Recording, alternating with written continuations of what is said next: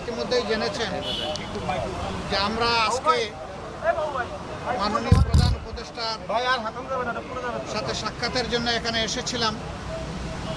উনি এবং ওনার সঙ্গে অন্যান্য সম্মানিত উপদেষ্টা মণ্ডলী সেখানে ছিলেন, প্রেস উইংয়ের লোকেরাও ছিলেন। আমরা দেশের বর্তমান বিদ্যমান পরিবেশ পরিস্থিতি নিয়ে কথা বলেছি। আগামীতে দেশ কিভাবে শান্তি শৃঙ্খলার সাথে থেকে একটা কার্যকর নির্বাচনের দিকে আগাতে পারে সেই বিষয়গুলো নিয়ে আলোচনা হয়েছে।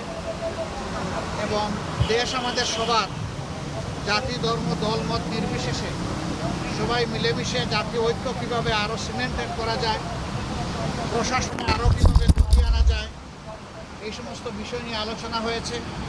পাশাপাশি আলোচনা হয়েছে দ্রব্যমূল্যের যে ঊর্ধ্বগতি, যেটাতে মানুষের কষ্ট হচ্ছে, এটাকে লাঘব করার জন্য মানুষের সামর্থ্যের ভিতরে দ্রব্যমূল্যকে নামিয়ে আনার জন্য